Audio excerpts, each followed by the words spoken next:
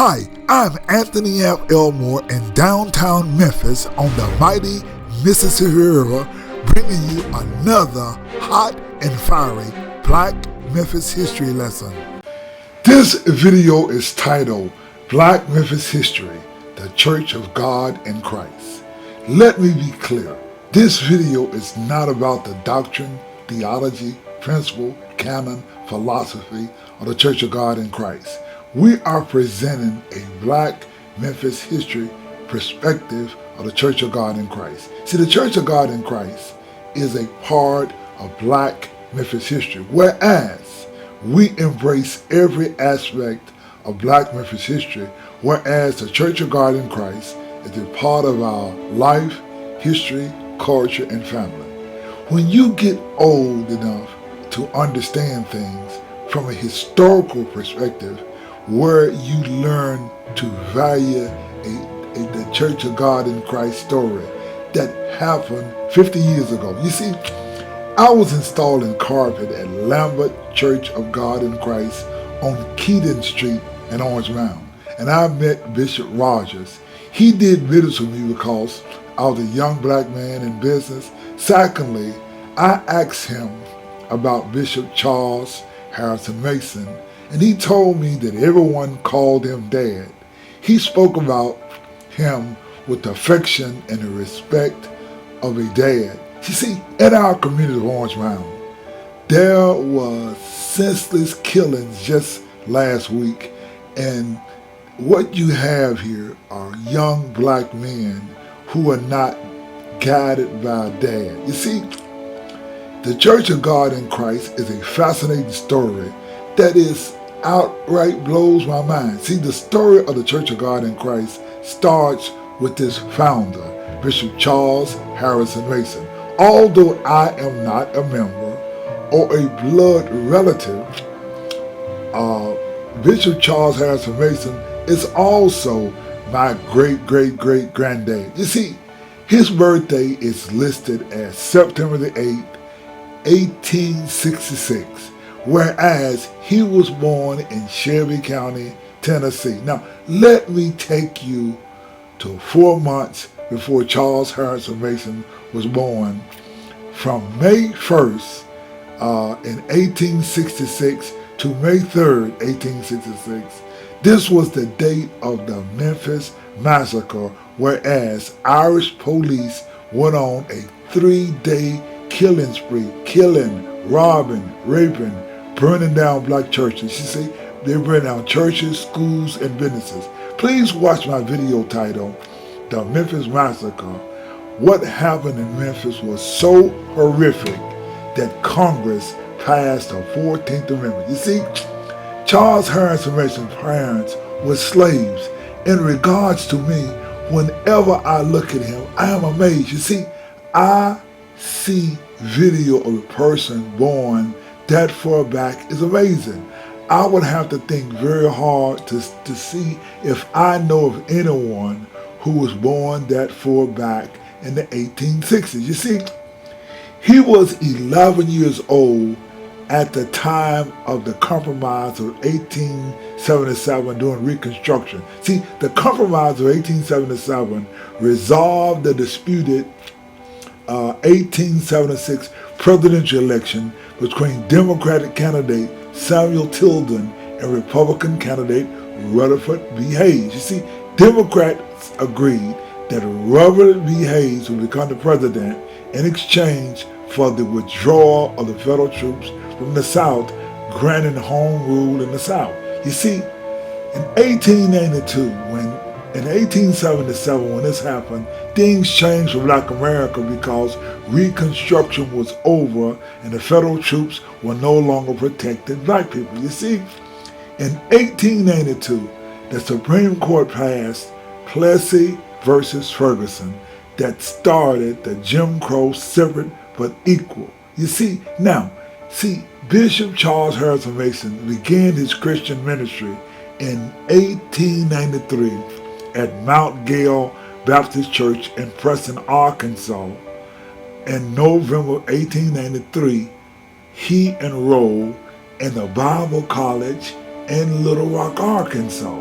Now, he left the school after 3 months. It was reported that he was walking down the street in Little Rock, Arkansas, whereas he heard a voice of God that told him, take the name, the Church of God in Christ, and God will provide enough souls that no building could hold them all. You see, in 1807, he organized the St. Paul Church of God in Christ in a gin house in Lexington, Mississippi. See, Lexington, Mississippi is 125 miles southeast of Memphis, Tennessee. You see, in 1904, at a spiritual revival at Azusa Street in Los Angeles, headed by a black man from Wales by the name of W.J. Seymour, he led a revival of Pentecostal holiness. The fact that W.J. Seymour came, he lit a fire under Elder Mason, whereas he was inspired to teach holiness, sanctification, speaking in tongues. You see, giving your life over to Christ. See, the spirit and faith of Charles Harrison Mason sparked a flame that burned around the world, where in 1907 he founded the Church of God in Christ in Memphis. Please note, for the record, Charles Harrison Mason did not just charter the first black Pentecostal church in America.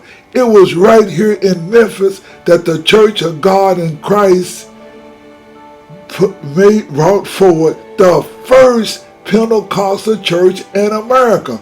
Listen very carefully. The white Pentecostal churches in America got their start from Elder Charles Harrison Mason. You see, in regards to Black Memphis history, I want you to know that it was 1910, whereas Memphis elected E.H. Crump Mayor, who vowed to take Memphis back to the days of glory. Now, Bishop Mason ordained and allowed whites to join the denomination. From 1907 to 1914, Bishop Mason ordained hundreds of white ministers. This is amazing. You see, in 1914, a group of whites left the Church of God in Christ and established the Assemblies of God. Now, I want to take you to September the 22nd, 1914, at the birth of Deborah Indiana Mason. She was the daughter of Elder Mason. If he was born in 1866, Deborah Mason was born in 1914. That would have Elder Mason 48 years old when she was born in 1914. Now, I will explain why Deborah Mason is so important to Black Memphis history. See, what do we know about Deborah Indiana Mason? We know that she graduated from Booker T. Washington High School in Memphis, and for her to attend Washington High School, if she was 16 years old, that would put her at Washington High School about 1930. Now, it was Blair T. Hunt who came there in 1932. He probably was her principal. Now, she grew up in the era of Robert Church Jr. E.H. Crump was still mayor, and Dr. J.E. Walker started Universal Insurance Company in 1923. Now, see, in 1919, Bishop Mason was a strong advocate for education, and he established the Saints Industrial and Literary School in Lexington, Mississippi, which eventually evolved into Saints College. You see, his commitment to education extended beyond religious matters, emphasizing practical skills in the literacy for African Americans. See, students graduated from the college and took the Saints' message all over America. Now, let me get back to Deborah Indiana Mason. She attended and completed studies at the Saints Industrial College and Literary College in Lexington, Mississippi that her father started. Now, on July the 4th, 1934, she married a young minister by the name of Elder James Orenthorpe Patterson Sr. That would make her 20 years old, and a man named James Orenthorpe Patterson Sr. would come to be known to us in Memphis as J.O. Patterson Sr. Whereas in 1935, they had a son named J.O. Patterson Jr. You see, in 1939, J.O. Patterson Sr. opened up a funeral home. Now, the most historic event started in 1940.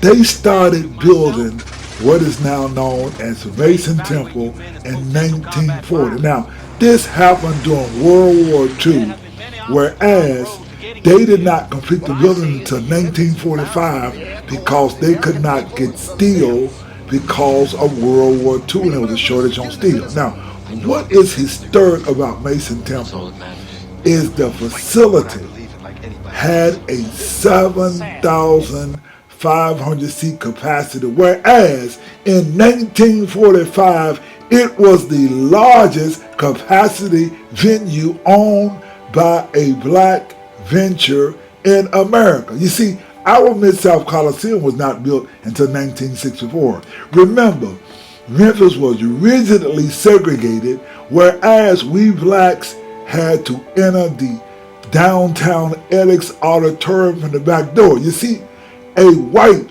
Church of God in Christ pastor by the name of Leonard P. Adams pastored Great and Truth in Memphis, and the Church in God in Christ First General Secretary was a white man by the name of William B. Holt. You see, Mason also conducted integrated funerals, baptisms, and worship service.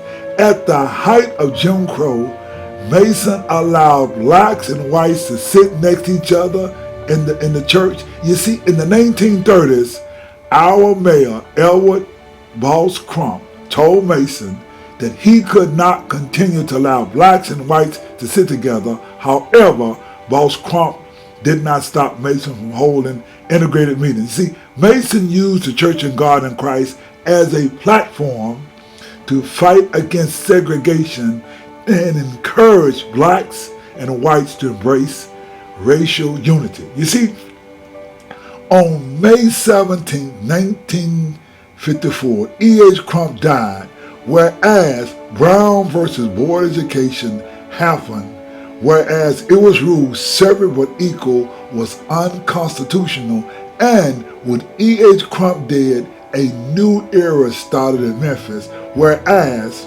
in 1955, a non-Crump appointee by the name of Edmund Orgill was named the new mayor of Memphis, Tennessee, which led to a lot of changes. You see, now let me tell you how the Church of God in Christ was involved in the civil rights movement. You see, after the Montgomery bus boycott that ended in December 1956, and the passing of E.H. Crump, the Church in God in Christ, via the president's son, Bob Mason, joined the civil rights movement via Bob Mason becoming the first black person in Memphis history to integrate a white neighborhood.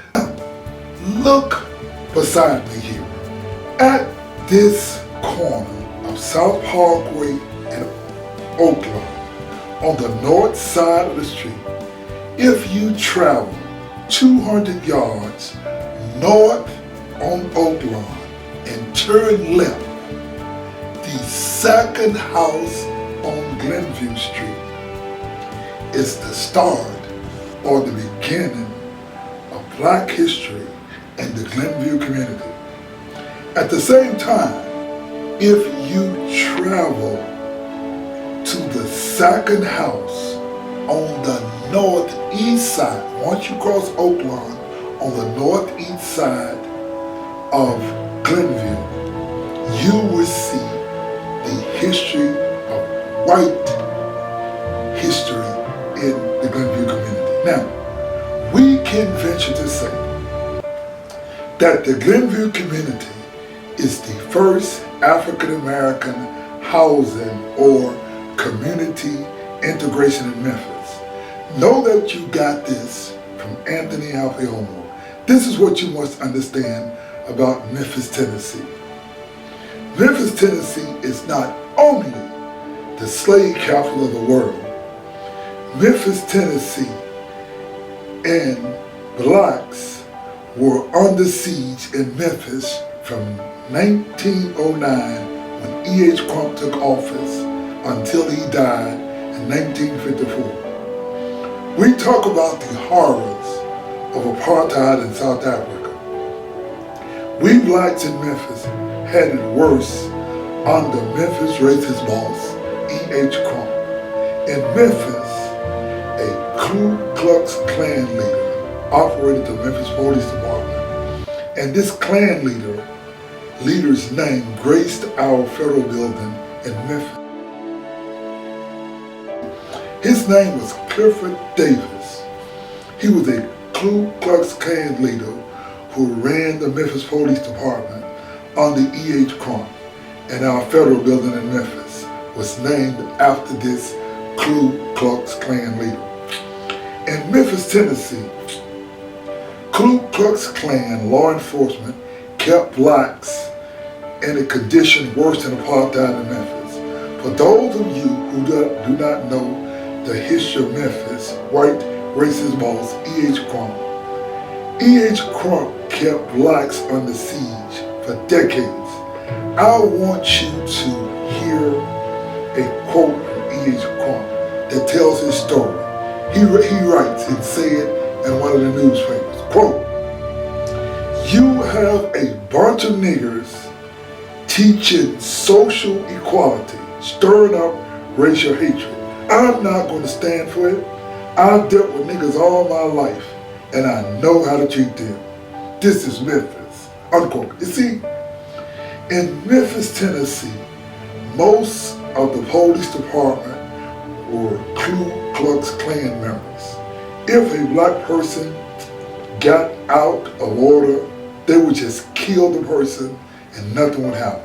You see, after E.H. Crump died in 1954, Memphis elected a new mayor named Edmund Orgill in November 1955, who defeated the Crump back appointees. You see, now that Crump was gone, we move to June, whereas Church of God in Christ led the push for housing integration. You see, back during the Montgomery boycott, Bob Mason purchased a home on Glenville Street in the segregated community of Glenville. His purchase of a home was part of the civil rights movement in Memphis. Let me be clear. If Charles Harrison Mason Jr. tried to buy a house in Glenville while Crump was alive, he would have been killed or even hung. You see, let me give you some background of Charles Harrison Mason Jr. He was no ordinary black man.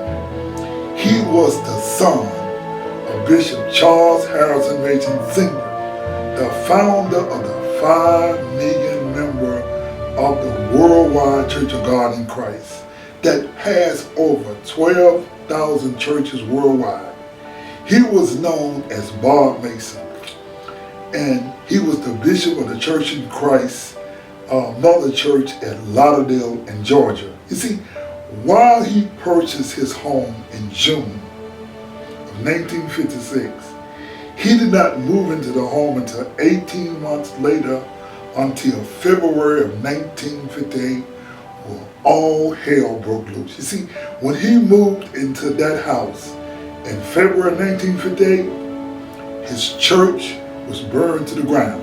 And on March 3rd, 1958, they set his Glenville house on fire.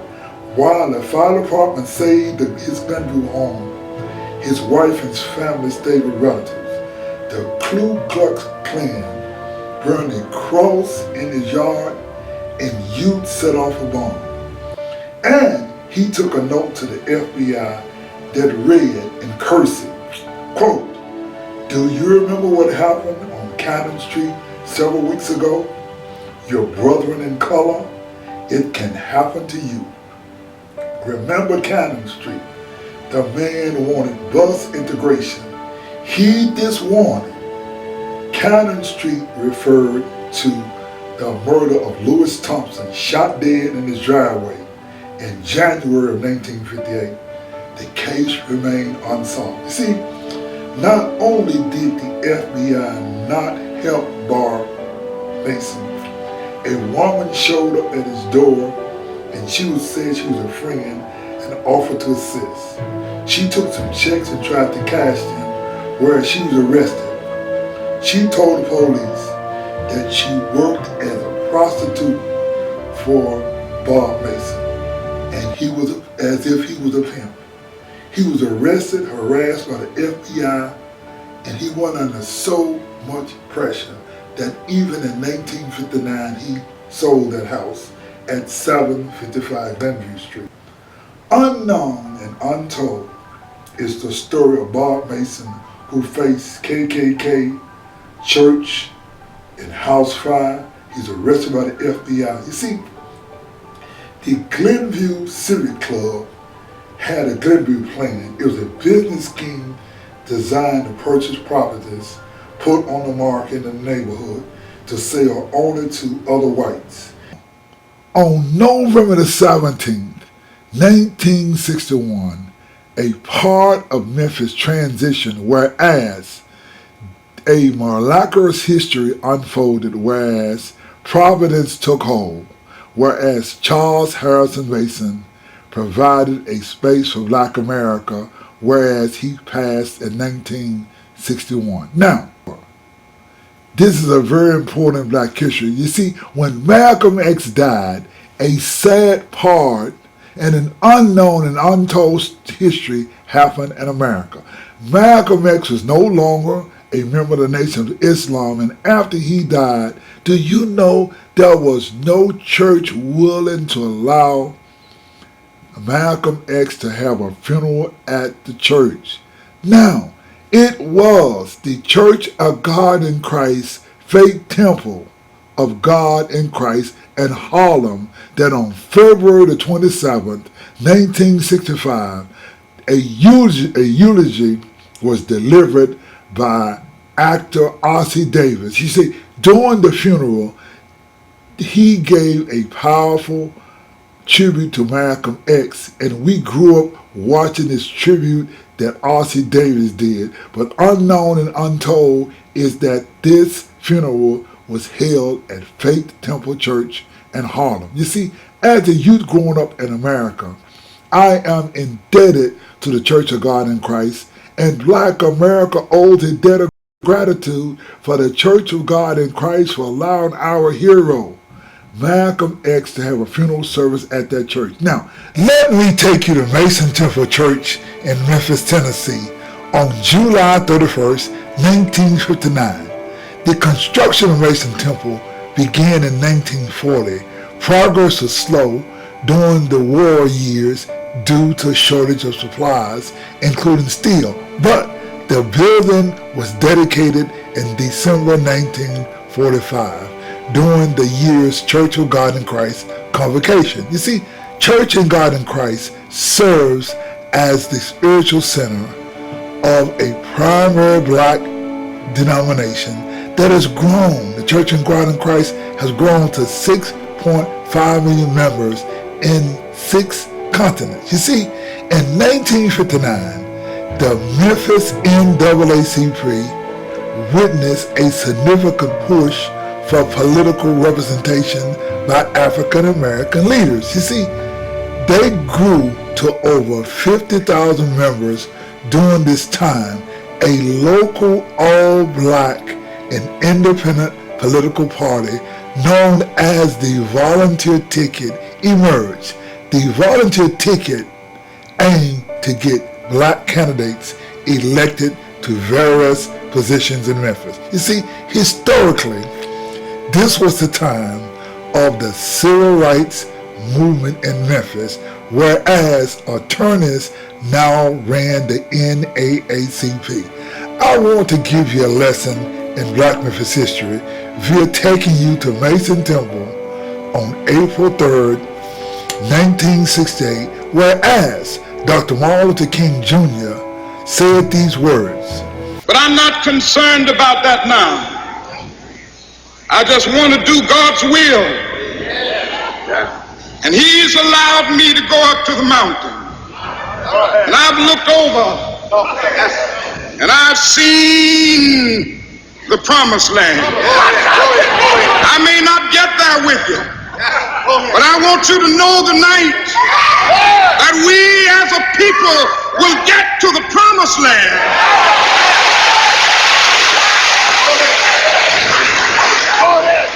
So I'm happy tonight. I'm not worried about anything. I'm not fearing any man. Mine eyes have seen the glory of the coming of the Lord. Again, on July 31st, 1959, it was when Dr. Martin Luther King Jr. headed a rally at Mason Temple Church in Memphis for the volunteer ticket. What was historic about this meeting was that the Lincoln League Republicans came together with the new and reformed Old Democratic Party. The event was headed by 30-year-old Russell B. Sugarman, born May 11th, 1929, whereas Dr. Martin Luther King Jr. was born January 15th, 1929. The fact is, Dr. King and Russell B. Sugarman attended Morehouse College together, and they knew each other. They were friends. You see, Sugarman was running for Public Service Commission, and 34-year-old Benjamin Hooks was running for Juvenile Court Judge. Reverend C. Bunton for the Board of Education. Reverend Roy Love was also running for the Board of Education, and Elihu Stanback was running for tax assessor. You see, the rally drew over 5,000 African Americans, and the event featured the famous gospel singer Mahalia Jackson. Also at the event was Daisy Bates and others. You see, Mrs. Bates was the leader of the Little Rock, Arkansas National Association of Advancement of Colored People movement to integrate Arkansas, where they had the challenges in Arkansas. Now, this happened in 1957 when they had the National Guard had to escort black children to go to school in Arkansas. Now, the event was sponsored by the local Memphis members of the NAACP. You see, George W. Lee was the chairman of the steering committee of the event, and also A. Maceo Walker was the co-chairman. Now, A.W. Willis was the secretary, and Jesse Turner, who was an accountant and the president of Tri-State Bank, he was the treasurer of the event. You see, we know of Dr. King coming to Memphis in 1968. We via this Black History website teach that Dr. Martin Luther King Jr. first came to Mason Temple in Memphis to support the NAACP's volunteer ticket, and on July the 31st, 1959, to support the election that happened in August of 1959. Let's hear the story of how Dr. Martin Luther King came to have his speech and have the political rally at Mason Temple. Let's look at this story. Bishop Porter, I would like to clear up once and for all the role that the Church of God in Christ played during the last days of the life of Dr. Martin Luther King. Michael, I'm very happy to have the privilege to help clear the record. For the fact is that I was there. I am the person that made the arrangement to have the meeting at Mason Temple by the committee that was seeking to get Martin Luther King here. I was involved in that. and got permission from the presiding bishop of the Church of God in Christ, Bishop J.O. Patterson. We had the great meeting there. Martin made his great speech there. It was not Masonic Temple, but the Mason Temple, 938 Mason Street, right here in Memphis, Tennessee.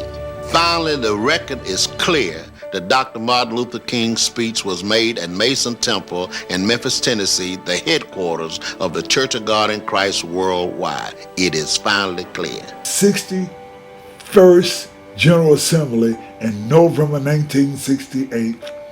At 56 years old, J.O. Patterson Sr. was 56 and J.O. Patterson Jr. was 33 years old. You see, most of us in Memphis know about James Oglethorpe Patterson, or rather J.O. Patterson Sr. You see, in 1981, he built the new Pentecostal temple downtown at Linden and Danny Thomas that was completed at the cost of $4 million. You see, we in Memphis recognize the home of Bishop J.O. Patterson on South Parkway because this was a part of Black Memphis history, and we all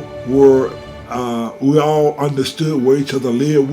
This is just a part of Black Memphis history. You see, those of us who are not associated with the Church of Christ know the name Patterson more than the story of its founder, Charles Harrison Mason. You see, in my personal case, I used to like this girl, and in 1972, J.O. Patterson Jr., the son of J.O. Patterson Sr., ran for U.S. Congress against Dan Kirkendall. Now, this is before Harold Ford Sr. ran against Dan Kirkendall. You see, I worked on a campaign with these girls. I was 19 years old, and that was 52 years ago when J.O. Patterson ran, and he unsuccessfully ran for Congress against Dan Kirkendall. You see, when I was a kickboxing champion, Mayor Hackett brought me to City Hall and introduced me to the council people, and it was Councilman J.O. Patterson Jr., who was the city councilman, acknowledged me as the Muhammad Ali of kickboxing. Now, he would have not remembered me working on this campaign a decade earlier. You see, I met Bishop Rogers, who told me about Bishop Mason like in 1974, where I put carpet in the church in Orange Mound. You see, in 1998, I did a documentary movie in Ghana, in West Africa. I was amazed that I was in Ghana, and I look on the television and I saw Bishop G.E. Patterson on television in Ghana. I was at the airport once, and I spoke to G.E. Patterson, who eventually became one of the presiding bishops of the Church of God in Christ. And he was like a bolt of lightning. And I spoke to him, and he said, "Amp Elmore," we shook hands. We respected each other so very much. You see, I was a film producer, and I also had a video production company and an African-American import store, whereas when Dr. David Hall, the minister at the Mother Church of God in Christ on Lauderdale, I made outfits in Ghana for the church members. I filmed the wedding, and Bishop Porter recited the ceremony. It was like I was a family to the church and the church heads, and I did work for the elder Bishop Porter. You see, in 1990, my movie played in Nairobi, Kenya, whereas I met the president of Kenya, and you see me here, the picture with President Obama's grandmother. I had a strong relationship in Kenya. However, right in Orange Mound, there was Bishop Jerry Ivory, who had a church in Orange Mound called World Redeemers Outreach Ministry. Bishop Ivory was also the presiding bishop of the Church of Christ, God in Christ in Kenya. We worked together on Kenya projects. Now, in 2019, I brought dignitaries from Kenya headed by the governor of Kisumu, Kenya, by the name of Professor Peter Nango. Now, you may not know Professor Peter Nango, but many know his daughter. Her name is Love Peter Nango, an Academy Award winner and star of the Black Panther movie. We were in a very difficult situation, and I called Bishop Jerry Ivory to come help out, and he showed the Kenyans around. You see this picture of Professor Nango at Mason Temple. They were so honored to go to Mason Temple to be the place where Dr. Martin Luther King made his last speech. See, Bishop Jerry Ivory helped me. You see us together at an event at the Kukutana Museum in North Memphis, owned by Dr. Cornelia Adewale. You see, now, we had this wonderful program. I have such a wonderful relationship with Bishop Jerry Ivory. I think he's no longer presiding bishop of Kenya. I think he's been moved to another African country.